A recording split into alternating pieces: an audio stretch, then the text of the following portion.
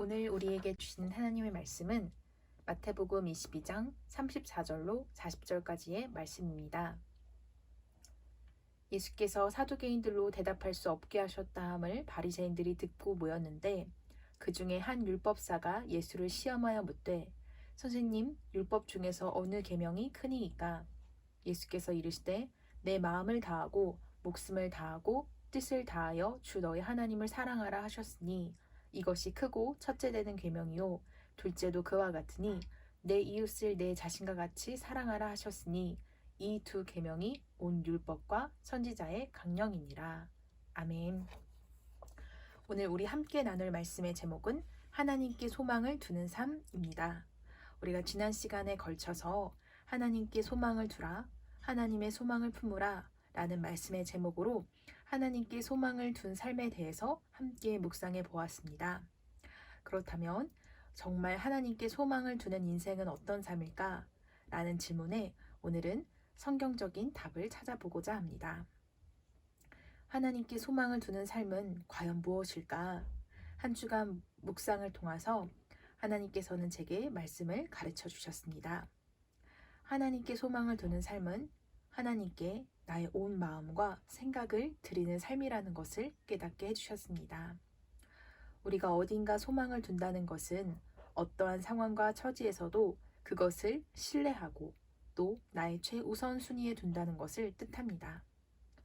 그렇다면 하나님께 소망을 두는 사람은 어떠한 상황과 처지에서도 하나님을 신뢰하기 때문에 하나님께 자신의 모든 것을 맡겨드릴 수 있는 삶. 그렇기에 하나님께 그 사람의 모든 마음과 생각을 집중할 수 있는 삶이라는 것을 알게 해주셨습니다. 오늘 우리 함께 나눈 말씀은 예수님께서 당신을 시험하러 온 율법 교사들에게 성경의 가장 크고 첫째 되는 계명이 무엇인지를 가르쳐주고 있는 장면입니다. 마태복음 22장 37절 이하의 말씀입니다. 예수께서 이르되 내 마음을 다하고 목숨을 다하고 뜻을 다하여 주 너의 하나님을 사랑하라 하셨으니 이것이 크고 첫째 되는 계명이요. 그렇습니다. 우리가 모든 것을 다하여 하나님을 사랑하는 것, 우리의 온 마음과 온 정성을 하나님께 드리는 것이 가장 크고 첫째 되는 계명이며 이것이 바로 성도의 소망이고 성도의 모든 것입니다. 그런데 문제는 우리가 이 말씀을 듣고 깨달음에도 불구하고 말씀대로 살아내지 못할 때가 너무도 많다는 것입니다. 왜 말씀을 듣고 깨달았음에도 우리는 말씀대로 살지 못하는 것일까요? 그 이유는 우리 안에 말씀대로 또 믿음대로 하나님께 온전히 집중하는 삶을 살지 못하도록 우리의 마음과 생각을 방해하고 막고 있는 것이 있기 때문입니다.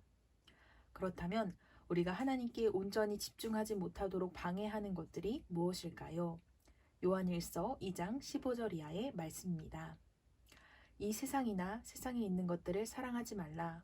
누구든지 세상을 사랑하면 아버지 사랑이 그 안에 있지 아니하니 이는 세상에 있는 모든 것이 육신의 정욕과 안목의 정욕과 이생의 자랑이니 다 아버지께로부터 온 것이 아니오 세상으로부터 온 것이라. 고린도후서 4장 4절 이하의 말씀입니다. 그 중에 이 세상의 신이 믿지 아니하는 자들의 마음을 혼미하게 하여 그리스도의 영광의 복음의 광채가 비치지 못하게 함이니 그리스도는 하나님의 형상이시니라. 아멘.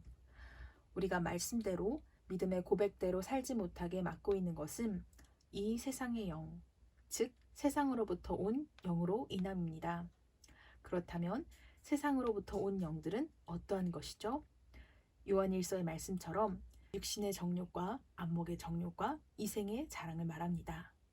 쉽게 말하면 자기 마음대로 살려고 하고 또 자기 뜻대로 살려고 하고 잘난 체 하는 마음을 뜻합니다. 이것은 우리들의 욕심으로 인함입니다. 이러한 탐심이 우리의 마음을 혼미하게 하면 우리가 하나님의 뜻을 제대로 알지 못하게 하고 또 따르지 못하게 방해하고 막습니다. 우리도 그런 경험이 있을 것입니다.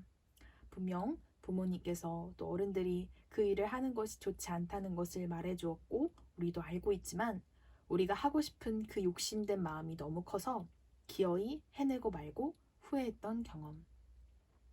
우리 안에 나의 생각과 나의 욕심이 가득하면 들어도 듣지 못하고 보아도 보지 못하는 맹인과 같은 상황이 되어버리고 맙니다. 이 세상과 세상에 있는 것들이 예수님보다 더 좋게 느껴지고 나의 삶을 더욱 풍성하게 해줄 것이라는 생각들. 그래서 더 많이 가지고 싶고 누리고 싶고 인정받고 싶어 하는 마음을 자꾸만 이 세상의 영들이 또 마귀가 우리의 마음을 부추기는 것들입니다. 창세기에서도 아브라함과 하와가 세상으로부터 온 영에 이끌려 하나님의 뜻이 무엇인지를 알면서도 결국엔 자신들의 탐심을 따라 선악과를 따먹고 말았습니다. 사람은 육신을 덧입고 살고 있기 때문에 이 유혹 앞에서 누구도 자유할 수 없습니다. 그렇다면 정말 말씀대로 사는 것, 믿음대로 사는 삶은 불가능한다는 것일까요? 그렇지 않습니다. 성경은 분명히 말해주고 있습니다.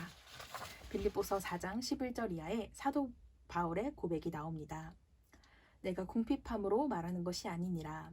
어떠한 형편에든지 나는 자족하기를 배웠노니 나는 비천에 처할 줄도 알고 풍부에 처할 줄도 알아. 모든 일, 곧 배부름과 배고픔과 풍부와 궁핍에도 처할 줄 아는 일체의 비결을 배웠노라. 내게 능력 주시는 자 안에서 내가 모든 것을 할 수 있느니라. 아멘. 바울은 자신의 어떠한 형편에서도 자족할 수 있는 마음을 배웠다고 고백하고 있습니다. 그런데 이것이 오직 내게 능력 주시는 자 안에서, 즉 예수 그리스도 안에서 이 모든 것을 할 수 있었다고 고백하고 있습니다. 사랑하는 영광교회 학생 여러분, 우리도 말씀대로 믿음의 고백대로 살아보려고 노력해본 경험이 있을 것입니다. 그런데 얼마 못 가 쓰러지고 실패할 때면 믿음대로 사는 것, 말씀대로 사는 삶이 불가능한 거구나. 목사님이나 권사님, 장로님들만 가능한 것이구나 하며 포기했던 기억이 있다면 절대 포기하지 않기를 바랍니다. 세상을 이기고 마귀를 이기고 나의 욕심과 생각을 이길 수 있는 힘과 능력은 오직 내 안에 계신 예수 그리스도로 인함이기 때문입니다. 나의 능력과 나의 어떠함 때문이 결코 아닙니다. 여러분은 이 사실을 믿기만 하고 이 말씀을 붙잡기만 하면 죄를 이기고 세상을 이기고 마귀를 이기고 내 생각과 욕심을 이기게 되는 것입니다. 저는 우리 영광교회 주일학교 여러분 모두가 말씀을 아는 것에서 그치지 않고 삶으로 살아내는 살아있는 믿음의 주인공들이 다 되기를 간절히 축복합니다. 정말 하나님께 내 온 마음과 생각과 내 삶 전부를 아낌없이 주저없이 내어드릴 수 있는 믿음의 주인공들이 다 되기를 간절히 축복합니다. 우리가 하나님께 다 내어드리면 하나님께서는 우리를 통하여 역사하실 수 있습니다. 우리의 욕심과 탐심과 우리의 생각과 마음을 다 내려놓으면 하나님의 마음과 하나님의 생각을, 하나님의 비전을 품을 수 있습니다. 하나님께서 나를 통하여 일하시고 나를 인도하시고 역사하실 것을 기대하며 나아가기를 간절히 축복합니다. 기도하겠습니다. 사랑의 하나님 감사합니다. 오늘도 우리가 이렇게 함께 예배할 수 있게 해주심을 진심으로 감사드립니다. 주님, 우리 오늘 함께 말씀을 묵상했던 것처럼 우리의 온 마음과 온 생각과 우리의 모든 것을 다 바쳐 하나님을 사랑하기를, 우리의 온 마음을 주님께 집중하는 한 주간을 살아가기를 간절히 소망합니다. 주님, 내 안에 있는 모든 세상에 대한 것들, 내 욕심과 계획과 탐심을 내어놓기를, 그래서 내 안에 오직 하나님의 말씀과 하나님의 은혜가 채워지기를 간절히 소망합니다.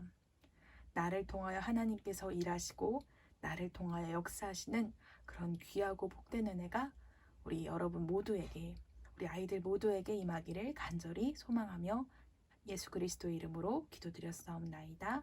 아멘.